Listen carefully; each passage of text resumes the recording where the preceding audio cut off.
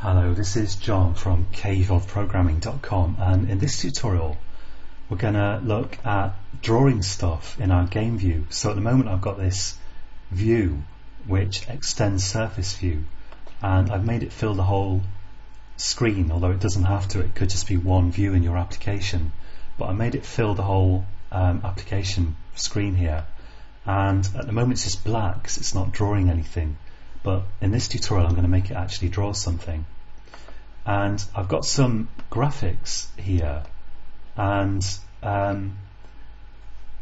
these are actually I've got separate shadows from the actual graphics themselves, and there are a couple of advantages to doing that. And one is that you can more easily find the non-transparent area of your image if the shadow is separate to it and it's not making things more complicated. And the other thing is that you can decide where to draw the shadows, whether they go over the top of other objects or underneath them. But this is absolutely not central to what we're doing, and you could perfectly well adapt this tutorial to just drawing any kind of image that you like. You don't need to have separate shadows at all.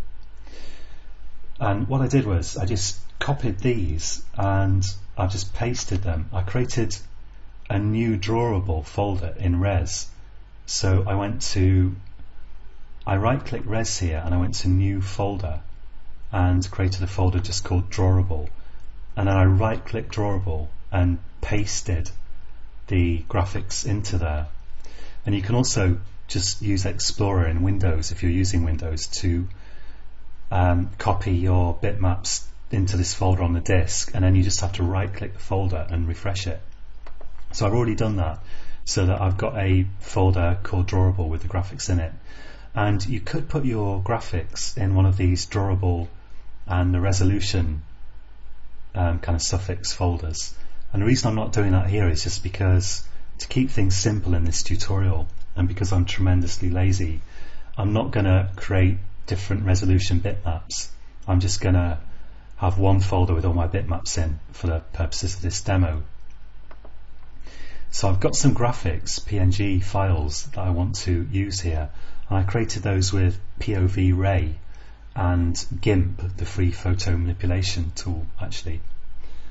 And I'm going to, in my game view here, which extends surface view, I'm going to right click and go to Source Override Implement Methods, and I'm going to navigate to View here, and I'm going to override on touch. Let's take a look. I think it's on touch event. Here we go.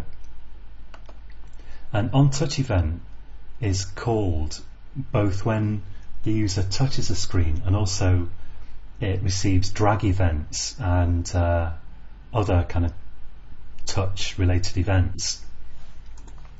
And as a sort of shortcut here, I'm just going to return true. And in fact, you should return true when you handle an event and false when you don't. And if you return false, you'll get the actual touch events, but you won't then get, for example, drag events, because you can't have a drag event without a touch event. And if you haven't handled the touch event, then there's no point in it telling you about the drag event. So you have to return true to get kind of motion events. And I should really just return true if I handle it, but for the moment I'm just going to full stop return true so that I can receive all events. And in here I'm going to draw on my surface view, and the first thing I need to do is get the surface holder, which is some kind of object that allows you to get a canvas to draw on. I'm going to say surface holder equals get holder. Now I've seen a lot of code on the internet, I just had the import with Control-Shift-O, that then puts a synchronized block around this holder, and I wonder if that might be based on a misconception, because if you synchronize on an object, you're not preventing other threads from doing stuff with that object. All you're doing is getting the intrinsic lock of the object, and the idea is you can use that intrinsic lock as a way of synchronizing your threads, but it doesn't stop other threads diving in there and doing stuff with it. You wouldn't actually be locking this by synchronizing on it, you would just be getting its intrinsic lock. And in any case, fortunately, the holder provides us with a way of synchronizing drawing to the canvas.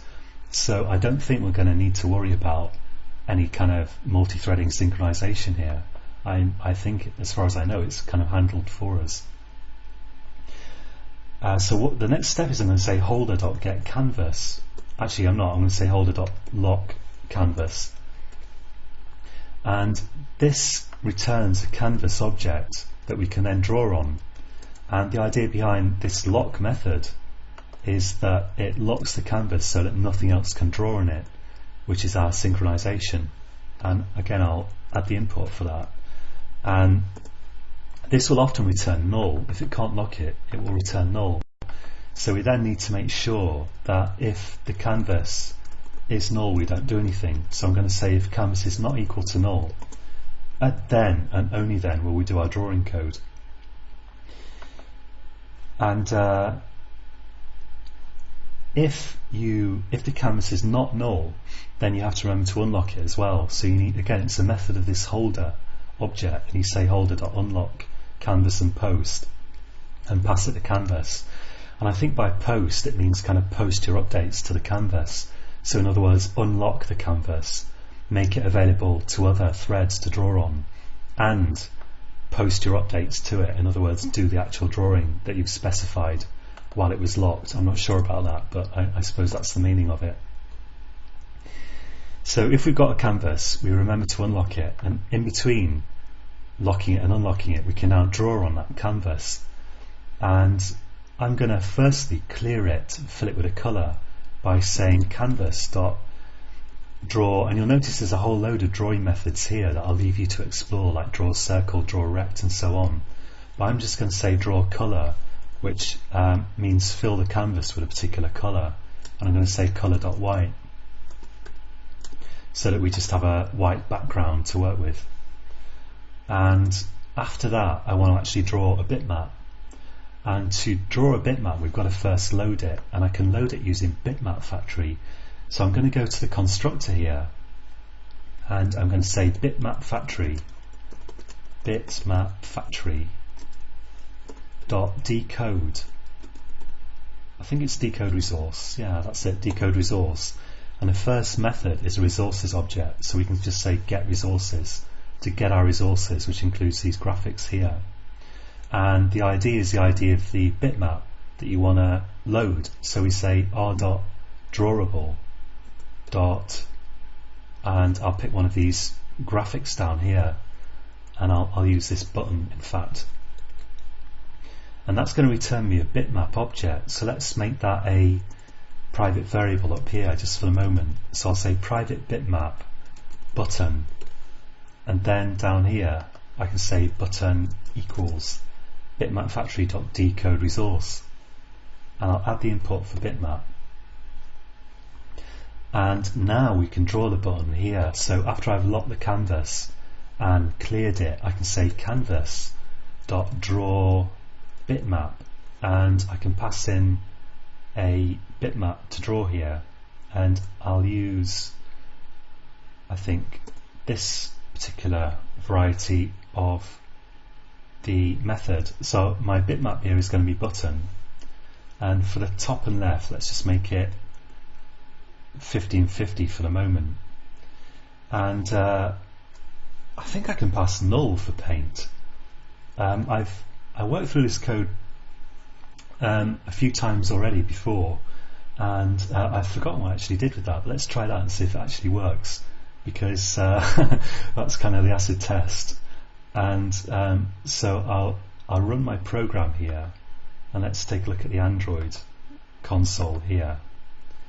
And if your console isn't there, by the way, then you need to go to Window, Show View, Console, which sometimes catches people out.